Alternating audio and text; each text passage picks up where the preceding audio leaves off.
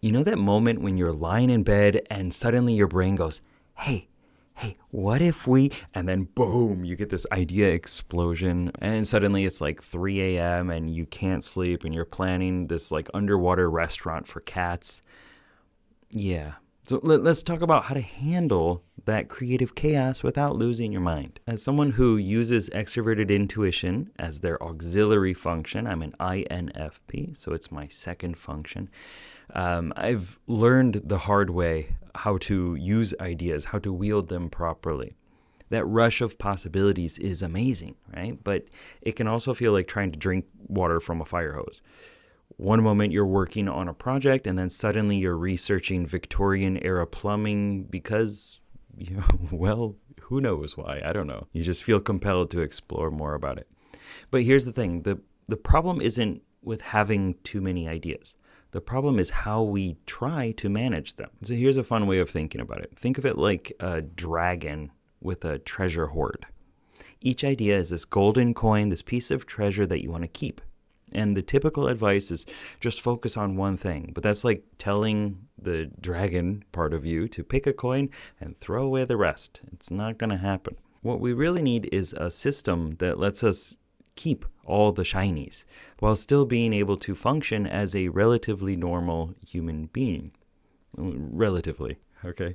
I mean, like, let's be realistic here. We are idea people. Normal was never the goal. We want to explore ideas. So here's what actually works. And I'll warn you, it's probably not what you expect.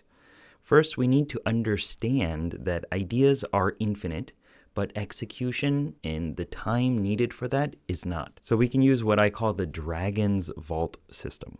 So first you have your main hoard, your sprawling pile of gold and treasures. There's no filtering, no judging. Every idea you catch gets tossed here in the hoard first.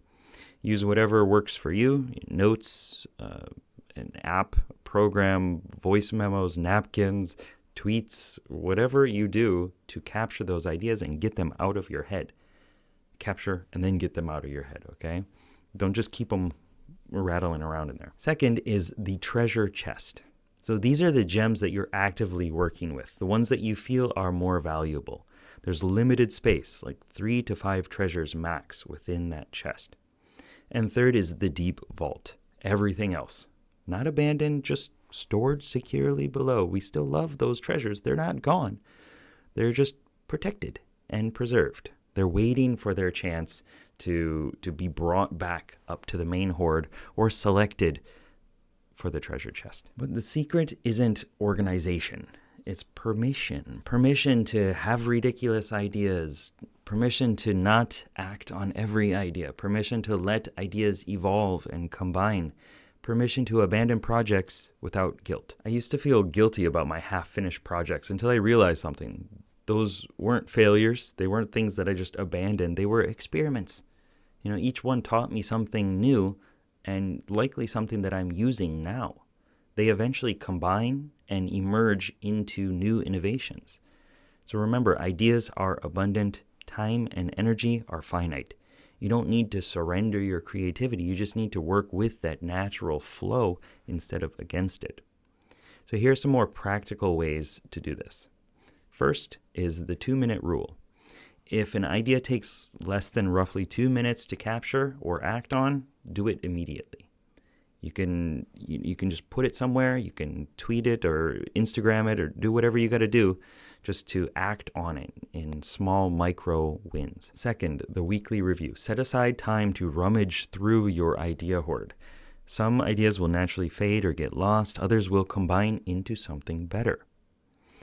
Third, the energy match. Match the idea with your energy. Some ideas need focused time. Others work better in creative bursts. Figure out which flavor that idea is and then act on it within that energy field. 4, the idea fusion. Most of the best projects and the things that you will come up with come from combining seemingly unrelated ideas, lateral jumps to other domains. Give yourself permission to play mad scientist with your concepts. Have fun with it. what about this thing and this thing? If we slam them together, what would come out of that? The goal isn't to limit your creativity. Again, it's to create a sustainable way to appreciate it. Your mind is going to continue to generate ideas. That's not the problem. You don't want to stop that. That is a strength of NPs. So let us know in the comments, what is the weirdest idea combination that your brain has come up with lately? And hey, maybe we can help to work with each other to figure out what to do with all these creative ideas and treasures. We can combine our skills. With our powers combined, we can create something really cool. Good luck, have fun.